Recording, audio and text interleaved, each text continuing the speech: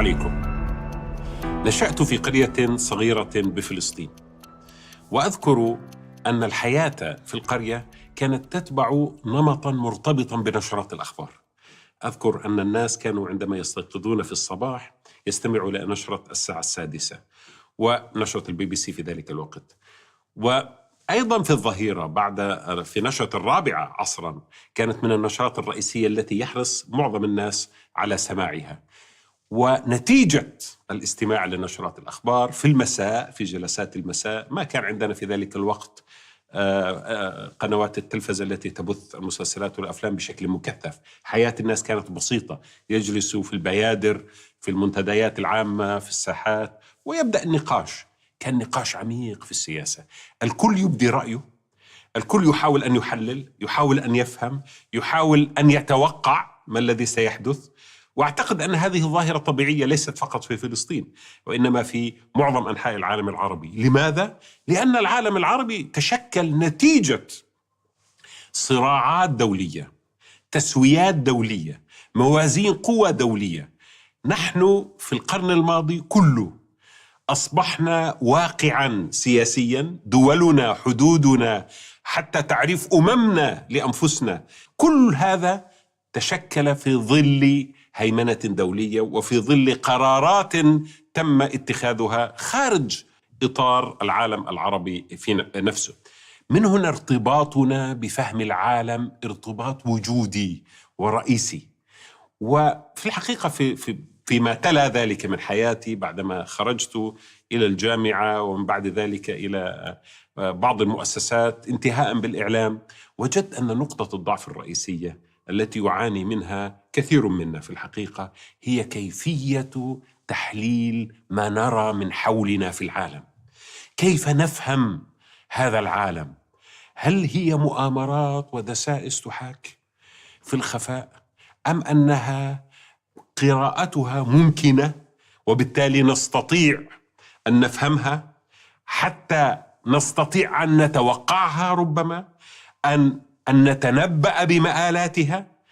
هذا الشغل الذي شغلني في سنوات طويلة وتعمق في الإعلام في الحقيقة، لأني كنت أعتقد أن الإعلام في بعض الأحيان يكون مضلل، لأن الخبر إذا أخذ من سياقه تصبح قراءته مضرة أحيانا ويعطي معلومات غير دقيقة، ولذلك لابد أن يوضع بسياق. هذا السياق هو الإطار المنهجي الذي نستطيع من خلاله أن نفهم تفاصيل الوقائع والأخبار والأنباء ونضعها في إطار يقدم لنا معرفة ولا يقدم لنا معلومة فحسب.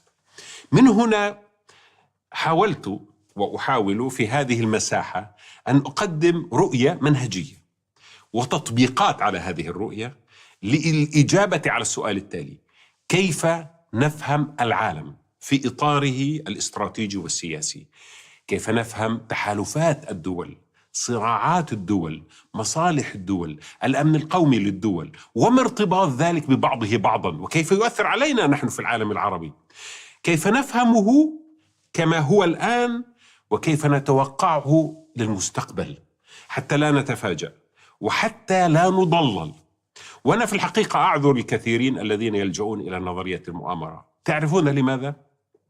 لأن قادتنا وزعماءنا في العالم العربي ونخبنا الحقيقة حاولت أن تبقي معرفة العلاقات الدولية وموازين القوى الاستراتيجية حكرا على النخبة الحاكمة في كثير من الأحيان، وكأنه كهنوت سياسي لا يجوز للعامة أو للناس أن يعرفوه، مع العلم أن الأمم الرشيدة التي تفاعلت عبر الأزمنة مع مفاهيم الأمن القومي تفاعلت معها على أنها علم مشاع، معرفة أساسية وضرورية يجمع عليها الناس ثم يحاول تطبيقها. ولذلك الأمم والشعوب تعطي شرعية للنظم السياسية عندما ترى أن النظام السياسي لتلك الدولة يطبق المصلحة الوطنية أو المصلحة القومية لهذه الأمة ولهذا الشعب.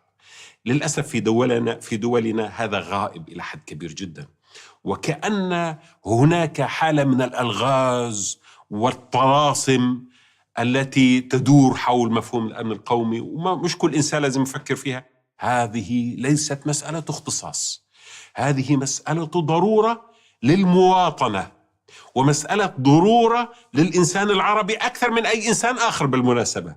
لماذا؟ لأن واقعنا اليومي لمواطنينا ولدولنا ولشعوبنا مرتبط بمفاهيم الأمن القومي، مرتبط بالصراعات الدولية. هذا ليس برنامج نعلق فيه على الأحداث فحسب، هذه محاولة لقراءة منهجية عميقة للإجابة على السؤال الرئيسي، وهو كيف يعمل هذا النموذج العالمي الذي نسميه بالنظام الدولي. لذلك إن شاء الله سنخلص أيضا بعد ذلك إلى مفاهيم متخصصة بالعالم العربي تحديدا، على اعتبار أن أمننا القومي العربي في حد ذاته يحتاج إلى صقل. وأعتقد أنه ليس هناك أولوية أهم في هذه المرحلة من أن تطور مفاهيم حقيقية متماسكة لمفهوم الأمن القومي ولمفهوم موازين القوة، وأن تبدأ بالخروج من التعميم والتبسيط إلى حالة أكثر تركيباً وفهماً وقدرة على التنبؤ.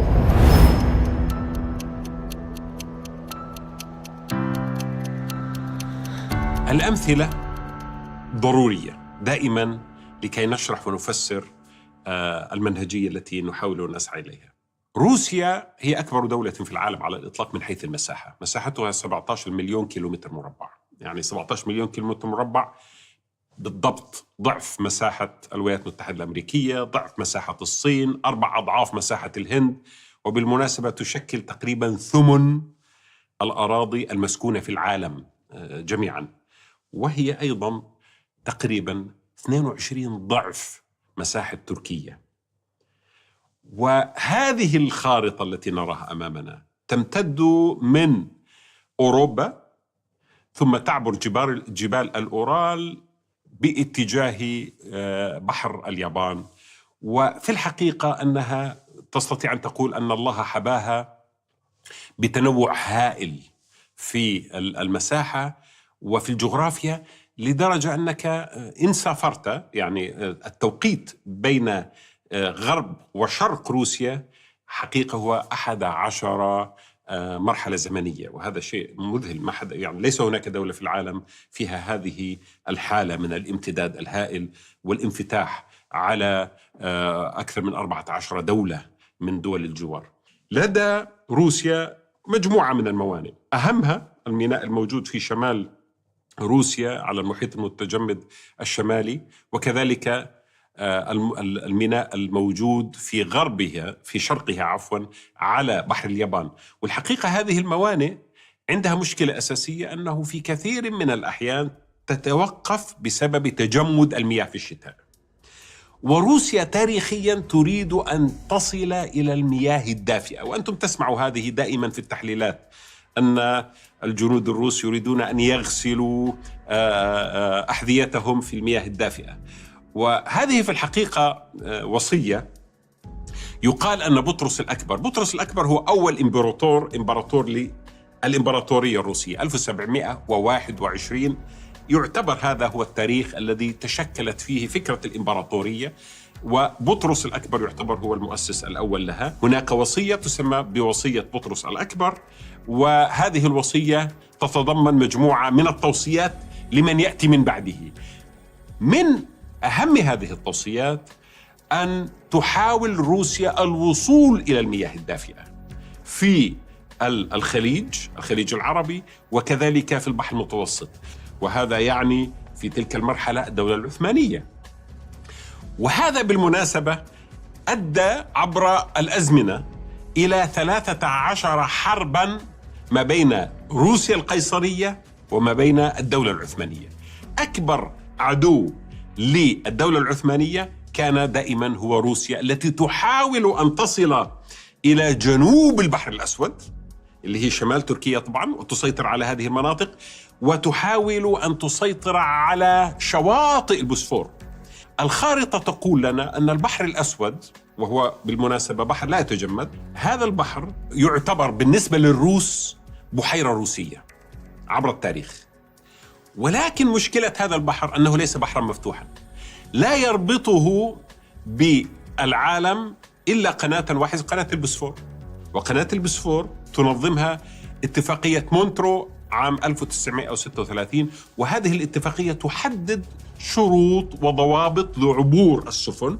طبعا تسمح لعبور السفن المدنية جميعا للدول المحيطة بالبحر الأسود، ولكن في حالات الحروب تعطي الدولة التركية صلاحيات لمنع الأساطيل العسكرية من العبور. وهذا يعتبر بالنسبة للروس هاجس أمن قومي، هاجس وجودي يتعلق بنقطة ضعف رئيسية في الخارطة الروسية.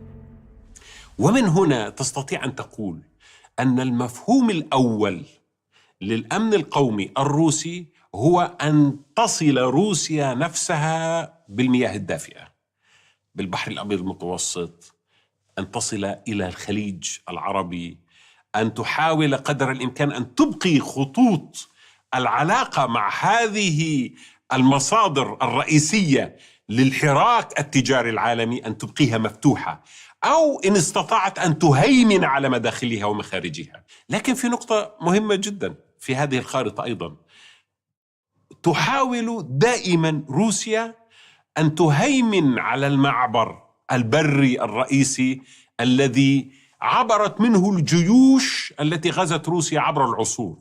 3 مرات أوروبا حاولت أن تغزو روسيا، طبعا آخرها كان في الحرب العالمية الثانية من خلال هتلر، والحرب العالمية الثانية كما تعرفون انتهت بهزيمة هائلة للجيش الألماني بسبب الثلوج والطبيعة الجغرافية التي لم تستطع الجيوش الألمانية أن تعبرها. لكن قبل ذلك نابليون نعتبر أكبر هزيمة سجلت في التاريخ البشري هي هزيمة جيش نابليون اللي قدر في ذلك الوقت بأكثر من 550 ألف مقاتل، عندما عبر باتجاه موسكو. ولما جاء الشتاء لم تستطع الجيوش هذه الفرنسية أن تحافظ على مواقعها بسبب قلة الإمداد والاتصال بوطن الأم، ولما حاولت الانسحاب وجدت نفسها هدفاً للمقاومين الروس الذين أبادوا ذلك الجيش عن بكرة أبيه، ولم يبق منه إلا ما لا يزيد عن 20 ألف مقاتل بسبب مرة ثانية الجغرافيا الروسية والمناخ في روسيا. لكن هذه الثغرة تحاول روسيا دائما أن تسدها، لأن روسيا تشعر بخطر من أوروبا. واليوم عندما نسمع بالأخبار حالة التوتر مع أوكرانيا وحالة التوتر مع بيلاروسيا، ينبغي أن نتذكر دوما أن هذه هي الحالة الطبيعية للسياسة الروسية في علاقتها مع أوروبا. كلما حاولت أوروبا أن تقترب من حدود روسيا، كلما ردت روسيا بأن صنعت لنفسها إطاراً أمنياً استراتيجياً يعزلها عن الخطر الأوروبي. وهذا الإطار يتشكل حالياً بالمحافظة على نفوذ روسي حتى وإن أدى الأمر إلى الاحتلال في أوكرانيا، ونفوذ روسي في بيلاروسيا، وقبل ذلك طبعا نفوذ روسي في جورجيا. وفي 2008 رأينا الجيوش الروسية تحتل شمال جورجيا، ورأينا في 2014 الجيوش الروسية تسيطر على شرق أوكرانيا وتحتل القرم وتضم القرم إلى روسيا.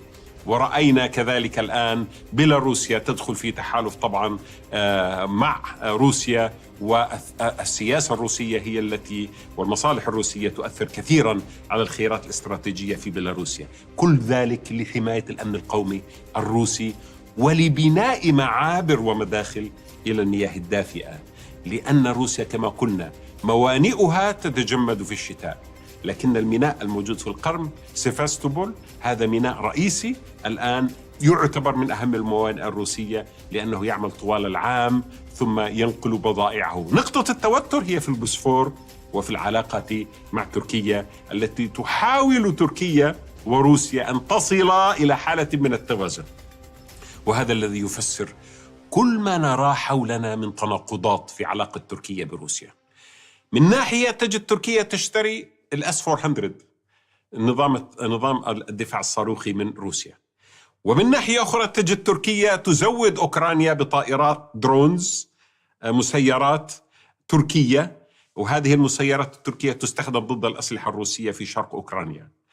من ناحية تجد روسيا وتركيا لديهما علاقات اقتصادية وثيقة، لا سيما عبر أنابيب الغاز التي تعبر البحر الأسود إلى تركيا ثم بعد ذلك إلى أوروبا. ومن ناحية أخرى تجد حالة من التوتر بينهما في سوريا، وحالة من التوتر أيضا في ليبيا، وحالة أيضا من التنافس في البحر الأبيض المتوسط، والسبب في ذلك اليونان. إذن العلاقة متشابكة، لكن لا فكاك من أن تكون هذه العلاقة موجودة، لأنك أمام حالة جيوسياسية تحتم على الدولتين أن تتفاعلا مع بعضهما البعض. هذه الحالة لم يصنعها بوتين وأردوغان، هذه الحالة موجودة منذ أن تأسست الدولة أو الإمبراطورية الروسية والإمبراطورية العثمانية. بطرس الأكبر حاول هذه المحاولة، كاثرين أيضا الإمبراطورة كاثرين حاولت بالضبط ذلك من خلال محاولة السيطرة على القرن. أيضا لما تشكل الاتحاد السوفيتي، يعني لنقول أنه والله بطرس وكاثرين ينتموا إلى إمبراطوريات وعائلات إمبراطورية وحكم قائم على الكاثوليكي على الأرثوذكسية، لكن ستالين على سبيل المثال شيوعي ماركسي، ينتمي إلى منظومة أممية، يفكر تفكير مختلف جدا عن بطرس الأكبر، ولكنه فعل بالضبط ما فعله بطرس الأكبر في علاقته مع موانئ البوسفور في الحرب العالمية الثانية، عندما حاول فعلا أن يكون له نفوذ في الطرف الأوروبي. وأيضا دائما حتى اليوم بوتين الذي هو ليس شيوعيا يحاول أن يسير على نفس النهج. لماذا؟ مفاهيم الأمن القومي والمصلحة القومية للدول الناضجة التي تحترم نفسها لا تتغير عبر الزمن بسهولة. المفاهيم تبقى ثابتة وإن تغيرت الأنظمة. هذه نقطة في غاية الأهمية، وينبغي أن تكون واضحة ليس للزعماء بل للعامة والناس، لأنهم هم الذين سيؤيدون ويدفعون الثمن في حالة الصراع. هذه مسألة في غاية الأهمية يجب أن لا ننساها. يجب أن نعرف ما هي مصالحنا، ما هو أمننا، كيف نتعامل معه، وعند الضرورة كيف نضحي من أجله. الأمم التي لا تفهم أمنها القومي ولا تضحي من أجل أمنها القومي تكون أمم سهل أن تطوع، وسهل أن تستغل، وسهل أن تضعف، وغالبا لا يكون لها مستقبل واضح يؤمن به أبناء شعبها.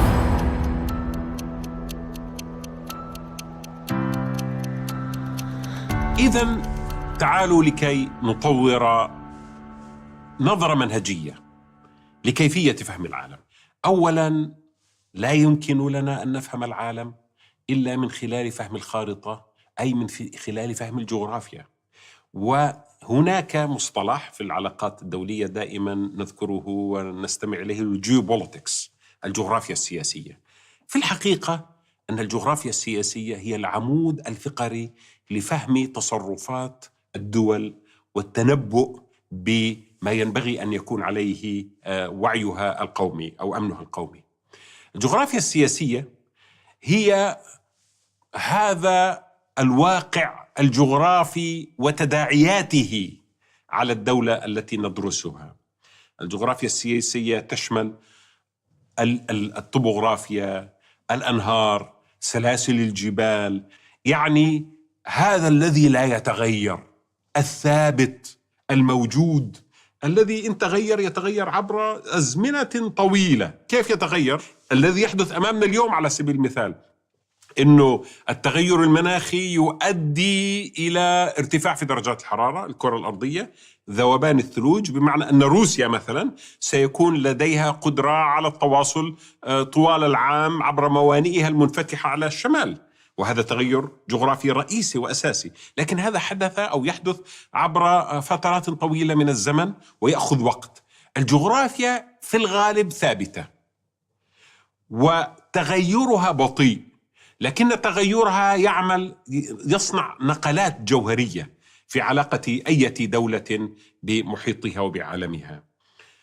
وينبغي علينا دائما عندما نريد أن ندرس الجغرافيا أن ندرس الخارطة، وندرس كذلك ارتباطها بالسكان. مثلا روسيا بالمناسبة عدد سكانها لا يزيد عن 145 مليون، ومساحتها قلنا أنه 17 مليون كيلومتر مربع، هذا شيء مذهل.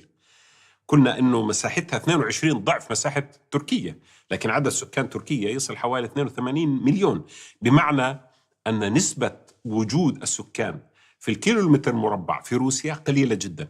وانتبه لشيء مهم، أن عدد السكان يتناقص في روسيا، وهذه مشكلة أمن قومي رئيسية أيضا في روسيا، لأن عدد السكان يتناقص عبر الزمن. قبل أسابيع قليلة بوتين ذكر في إحدى كلماته، قال شيء في غاية الأهمية استرعى انتباهي. قال: لو أن النمو السكاني الذي كان موجود أيام بطرس الأكبر استمر بدون وجود الاتحاد السوفيتي طبعا، لكان عدد سكان روسيا اليوم 500 مليون إنسان. لكن للأسف إحنا عدد سكاننا اليوم أقل بكثير مما ينبغي أن يكون عليه، وهذا إذن هم وقلق بالغ للقيادة الروسية ولكثير من الدول في أوروبا، السكان.